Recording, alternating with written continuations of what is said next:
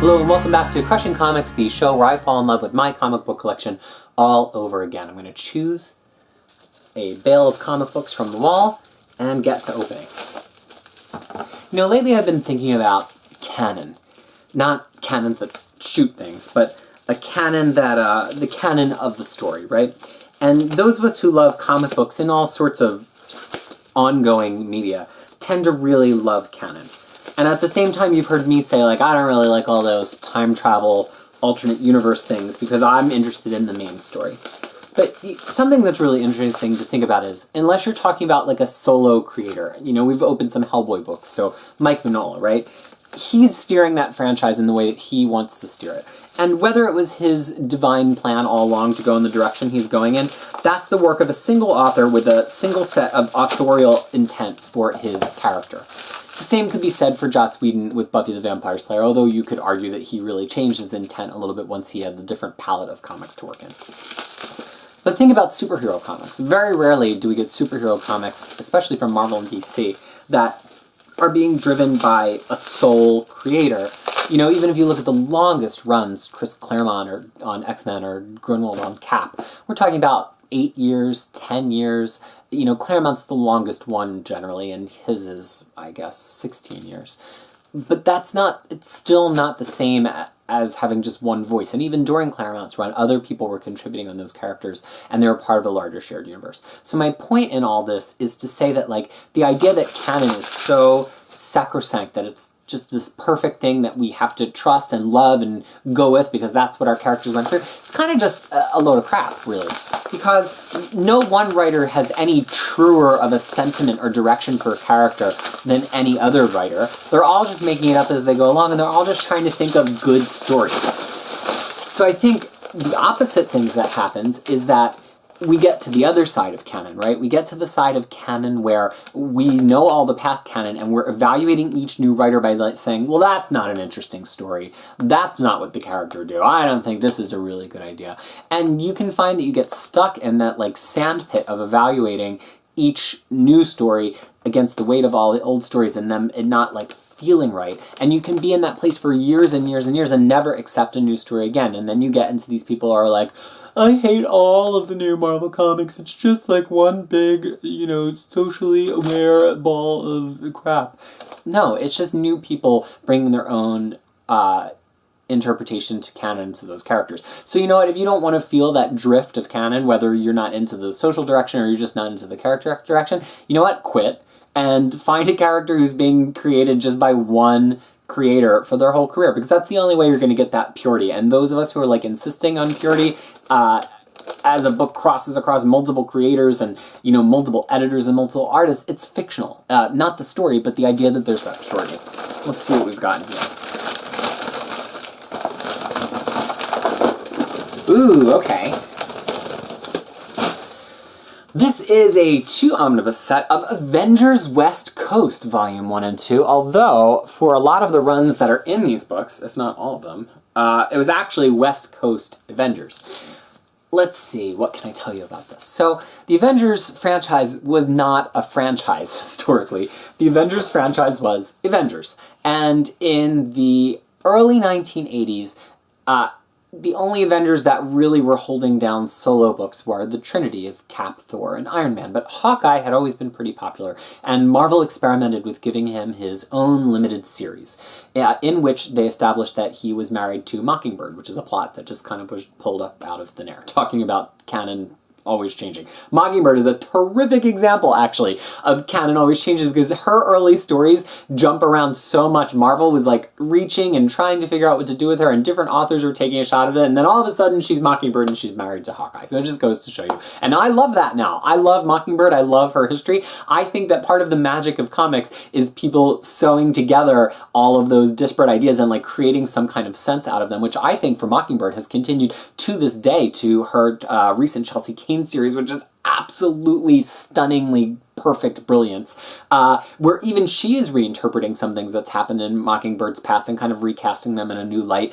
And that's part of that patchwork nature of canon, but I digress. So Hawkeye has the series, and then subsequently they do an Avengers West Coast miniseries with Hawkeye at the lead of a left coast version of the Avengers, and then that goes on to be a full-time series. This idea that the Avengers, who are policing the world, might just be a little too busy to take care of California. And the original team, and actually the team for the whole run, is a really strong team. And actually, if you think back to that era of Avengers, at least for me, I think of the West Coast Avengers stories much more than I think of what was happening in the main Avengers book. And that's partially due to the cast. It had some strange cast choices at points, did you know that Moon Knight was an Avenger? I don't know if you did, but he was in West Coast Avengers at a point. But Tigra, Iron Man was in it for a large portion of the one. It becomes the place where Scarlet Witch really has plot development, and as an extension of that also has Vision as part of the team.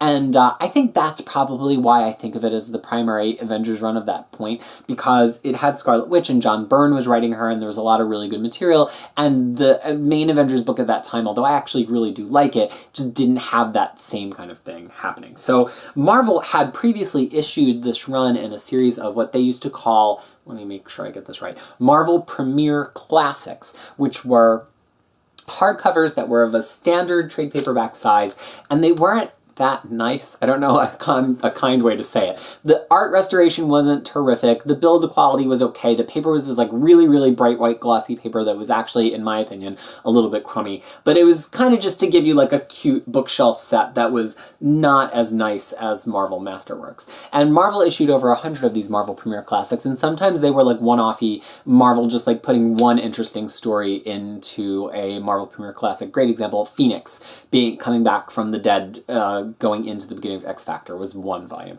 But sometimes Marvel would do a sequence of volumes that would take care of a whole run in a title. They did it with Avengers West Coast, they did it with X-Force, and the Avengers West Coast was collected for several dozen issues in that format, and we as fans kind of just thought that's what we're going to get because it's not a big prestige title. Luckily, the movies came along, and because the movies star Hawkeye and Iron Man, this is actually the best Avengers run, classic-wise, to put in front of a reader and say, hey, you might like this team. And so that is how we got these in omnibus, even though they're really just duplicating those Marvel Premier Classics. Now, these two omnibuses reach to issue 41, which is just before John Byrne joins the title in that run that I was just saying to me is quintessential Avengers. That is also collected in omnibus. We will open it at some point. It's in a volume called Avengers by John Byrne that puts that run in alongside a brief run that he did on the main Avengers title. It's after that we have a little bit of a gap in Avengers West Coast, but it's almost closed up, and there's some trade paperbacks that takes through the end of the title. But,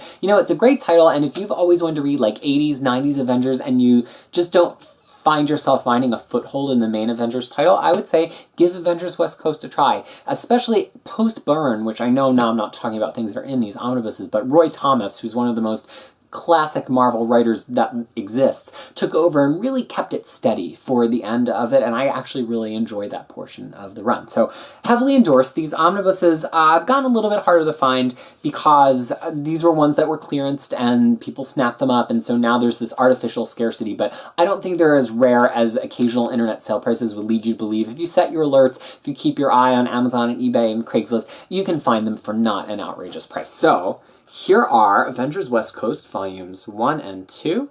Still wrapped because do I have the Premier hardcovers? I don't have the Premier Classics, but I read some of this digitally as I was trying to put together my West Coast Avengers guide, and also I have the issues that come after this in floppy. So I'm going to now do the ceremonial shelving. Oh, I'd be remiss if I didn't mention one more thing.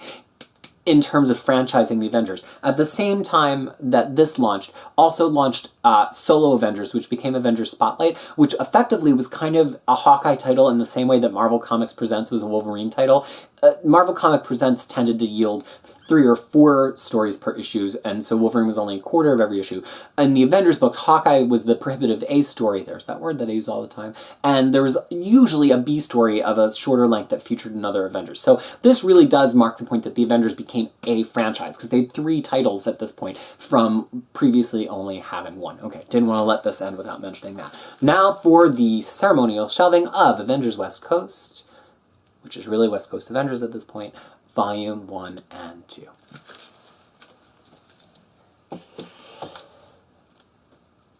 Tune in next time for more unwrapping, more shelving, and more interesting facts about the history, when I pull a Marvel book at least, of comic books here on Crushing Comics.